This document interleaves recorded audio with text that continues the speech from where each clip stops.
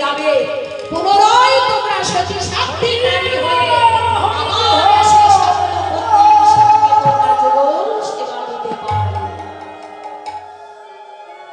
ব্রাহ্মণীগণ জিজ্ঞাসা করলেন, বলো শ্রীরাম সুদাম কি চাও?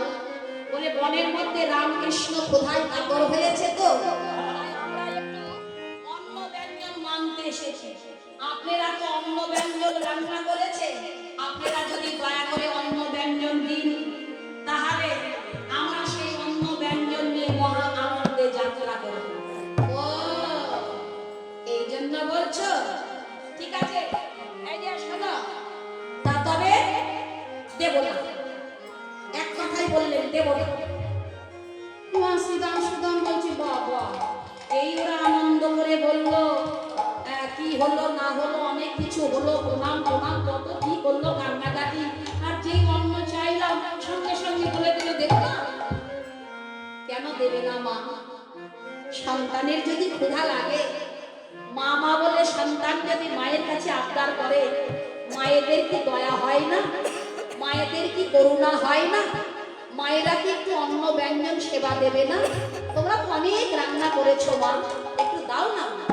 বলে, না তোমরা চলে যাও, আমরা নিজেরা মাথায় করে নিয়ে গিয়ে রামকৃষ্ণকে কোলে বসিয়ে আমরা নিজে হাতে সেবা।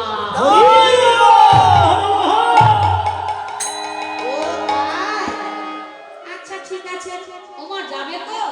বলে, হ্যাঁ হ্যাঁ নিশ্চয়ই যাবো, তোমরা যাও। এসো মায়েরা, এসো তাড়াতাড়ি এসো। এইবার মাথায় করে নিয়ে আসুন, মাথায় করে। এইবার সকল ব্রাহ্মণীগণ যার যার অন্ন ব্যঞ্জন যেভাবে সাজিয়েছিল মাথায় করে নিয়ে আসুন, মাথায় করে। যেতে যেতে এক ব্রাহ্মণ এসে দেখছে ব্রাহ্মণীরা সবাই অন্নের থালা সাজিয়ে কাকে যেন সেবা দিতে যাচ্ছে। না, এরা বলে সতী সাধ্বী নারী ভগবানকে দেবতাকে সেবা না দিয়ে কোন পরপুরুষকে সেবা দিতে যাচ্ছে। এই দাঁড়াও, আমো আমো, এই সবাই থামো।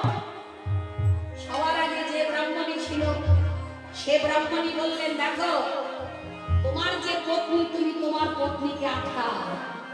আমরা সবাই কিন্তু তোমার পত্নী না, আমরা আমাদের দেবতার নামে অন্ন নিবেদন করতে যাচ্ছি।